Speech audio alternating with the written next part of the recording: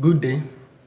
In this video, I will be sharing with you some secret you need to know before you start writing your project so as to have a stress-free project writing experience.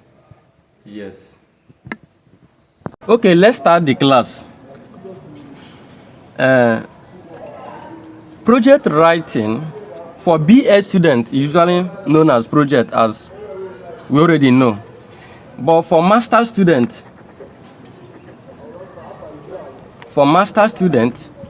it is called thesis. Yes. But for PhD students, the same project is called dissertation. Yes. But it is still the same thing, it's just a change of name.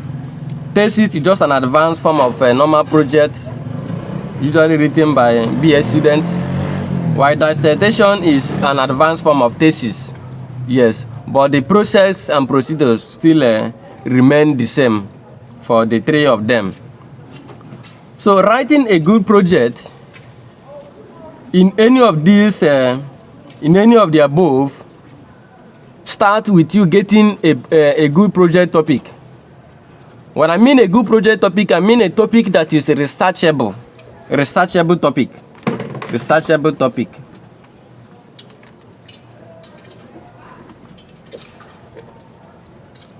Because not all project topics are researchable. Yes, because this is where the challenge of students usually start from. They will be wondering why their project supervisor refused to sign or to approve their project topic. Yes, and keep on canceling their project topic.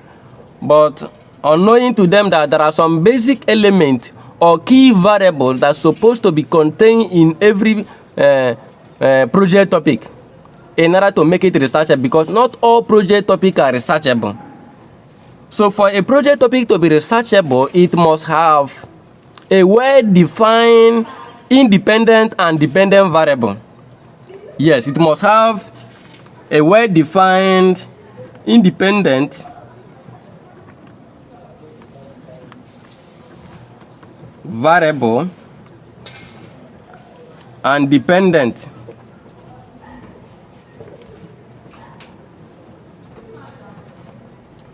any topic that does not have these key variables are not researchable. Yes, any research topic that without these two variables are not researchable, because in every research topic or any research you are carrying on, what you are basically trying to do is to find out the impact that the independent variable is having on the dependent variable. Either you are looking at it from the impact point of view, or from the effect, or from the influence. No matter the angle you are looking at it, you are measuring the independent variable against the dependent variable. Therefore, from these independent variables, it is from here that you are going to break your variables down to get what is called the proxies. The proxies are just those smaller variables that you want to use to represent the independent variable, or that you want to use to measure the independent variable, so as to get its effect on the dependent variable. Yes, one of the most frequently or repeatedly asked questions during project defense are, what are the proxies of your independent variable? And most times, once such questions have been thrown to the students, they will not know what to say. But proxies are just those variables, those smaller variables, which you break down from your independent variable, which you want to use to represent the independent variable or to measure the independent variable, so as to know its effect on the dependent variable. So, assuming we have a research topic like, say the impact of workplace diversity on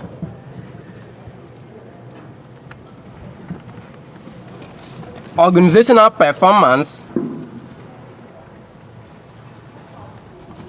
This kind of topic can be somebody's research topic, for people who are maybe under social sciences or even management sciences. Yes, it's most especially for people in management sciences.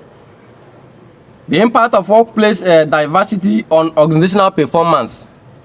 You can see in this topic now, the independent variable is workplace diversity, while the dependent variable is the organizational performance. Yes. And so, most time, you can use IV to represent independent variable and DV to represent dependent variable. So now, from this topic now, we have seen that workplace diversity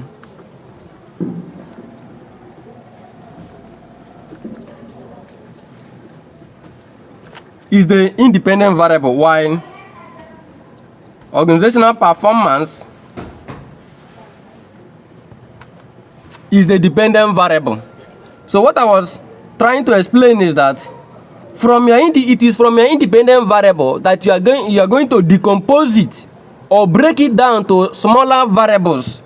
Yes, because it is those variables that you broke down that you are going to use to form your research objective, form your research question, and even form your research hypothesis for those of you that may be in some department that uses hypothesis or that test hypothesis. Because for some department they don't test hypothesis for BSc level. Yes.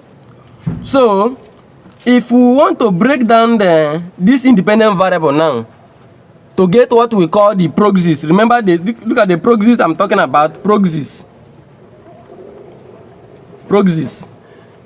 For us to get the proxies for this independent variable, now we have to break it down. First of all, you have to know the meaning of workplace diversity, so as to enable you break it down. So, for instance, now in this topic, now workplace diversity is about employing people in an organization, employing people from different culture, people from different genders. Yes, not looking at, provided that the person meet the requirement of the work. Yes, not being gender sensitive, not being cultural bias. Yes, that's the meaning of workplace diversity. And so, what are those variables that we can use to represent workplace diversity? What are those keywords or metrics that when you see it, you can comfortably use it to represent this workplace diversity? That's what we are trying to say. So, in this kind of variable, you can use something like since the variable simply means employing people from different backgrounds, different cultures, not minding where they come from, provided they meet the requirements. So we can use something like let's say cultural diversity. Cultural diversity. We can use something like gender diversity. Gender diversity. You can also use leadership diversity. Yes, these are different forms of workplace diversity. Employing people from different culture for any organizations that maintains workplace diversity. It means that they can employ people from different from different cultures, different languages. Yes. It means that they can employ both male and female. They are not gender sensitive. It means that any person can become the CEO, any person can become the manager, whether male or female, whether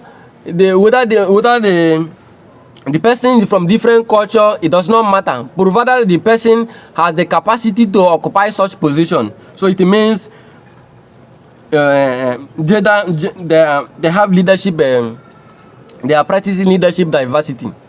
Yes, any person at all, they are not concerned whether the person is an Igbo man, also a Yoruba.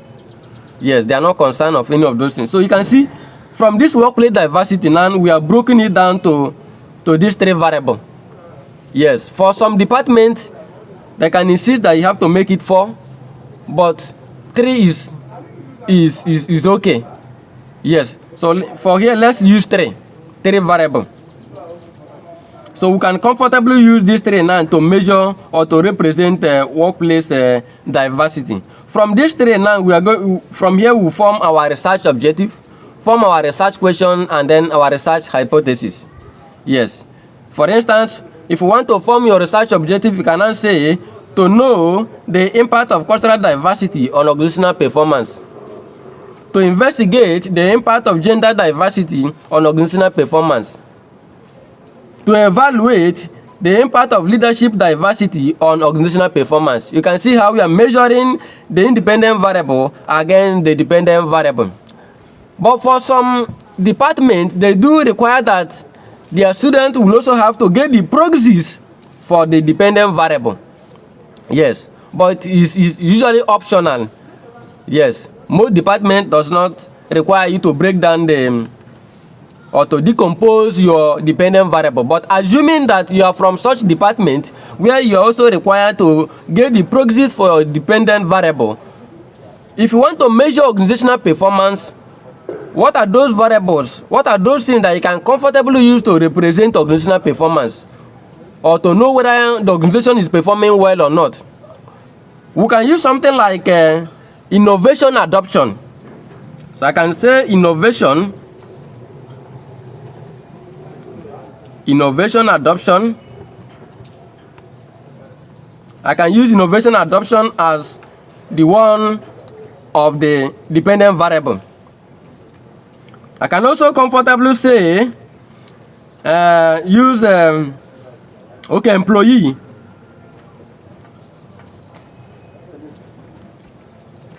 Employees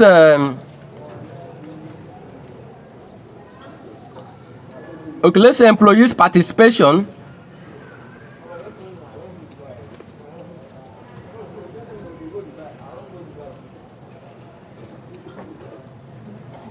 Either you say employee participation or employees engagement. Then since this one is 3, this one is also have to be 3. So you can also use something like service delivery.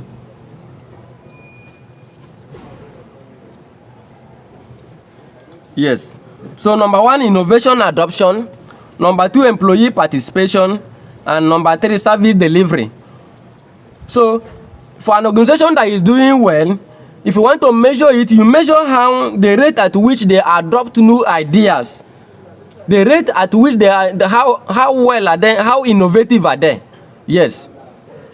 How well are they performing in terms of incorporating new ideas and new technologies in their business operation?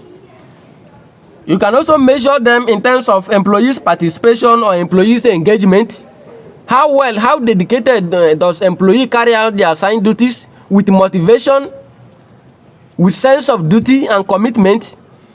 You can also measure the organizational performance using service delivery. What are the quality of their services to their customer? What are what is the quality of their customer services? Yes.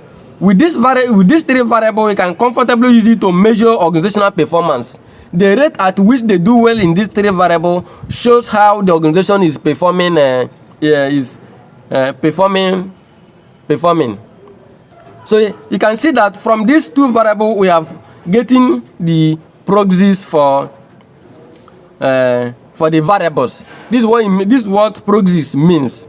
Yes. From here now, depending the nature of your research design, you can now go ahead and then your chapter 3 and your chapter 4, for your analysis. After, yes, you can now go ahead and do your parametric and non-parametric text depending on the nature of your research design. But this topic actually is for primary data. When I mean primary data, I mean you using questionnaire. Yes, I mean you using questionnaire. But assuming that the topic we are carrying on is one that requires secondary data, maybe we want to use a topic that assuming we have a research topic that said maybe the impact, we can say effect, influence, depending on the angle you are looking at it from. But I choose to use the impact here. Maybe impact of youth unemployment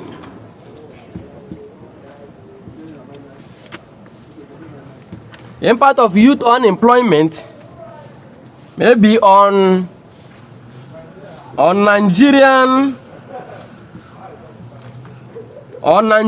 economic development. Okay, yes, let's use that. Economic development.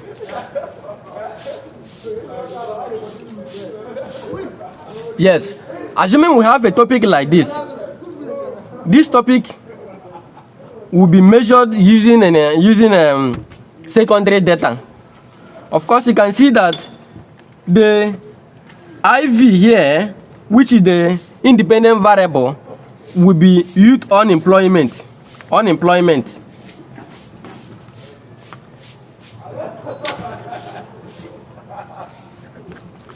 While the DV, which is the dependent variable here, will be economic development. Economic development. Yes. So, remember what we did in the former topic. You have to break down or decompose this independent variable and get a smaller unit of variables that you can use to measure unemployment. So it will not left for you to think, what are those things that you can comfortably use to represent unemployment?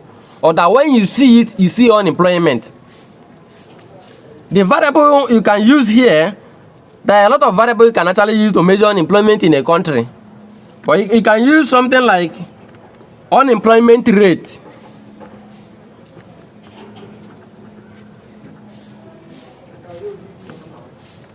You can use unemployment rate. You can also decide to use something like okay, maybe gross capital formation.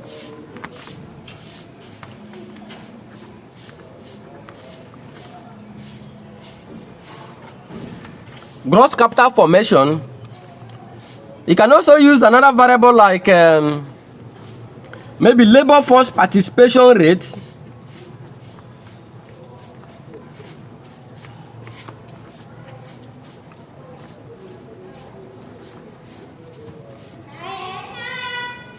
Okay, let's just use these three variables.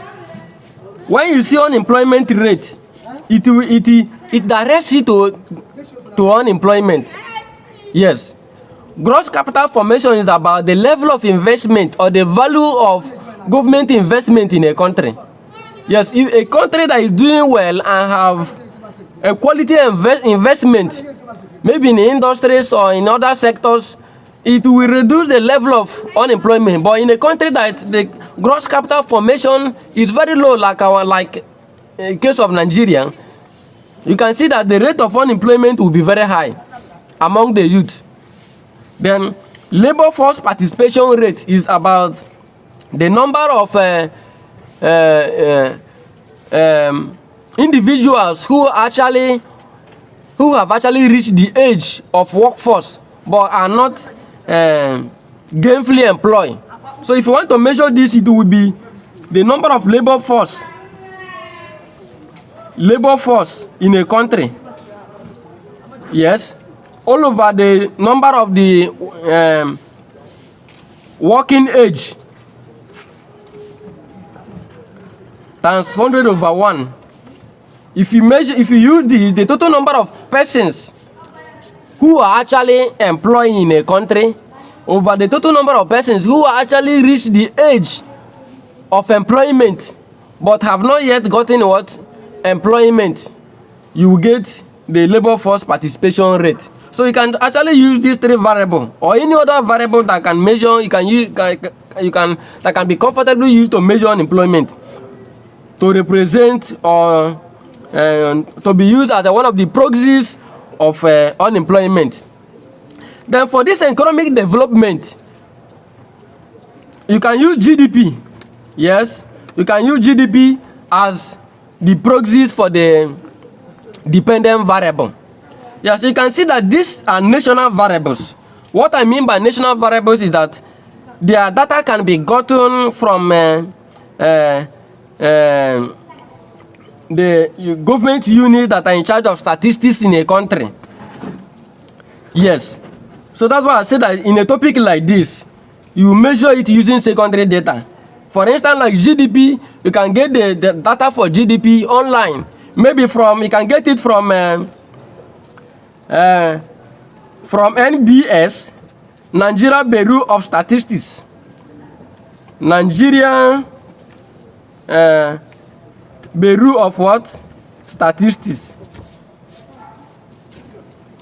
You can comfortably get this data online, or you can also search for GDP and maybe in World Bank. Yes, in World Bank. I mean, this WDI, World Development Index. You can also search for this kind of secondary data using CBN statistical bulletin.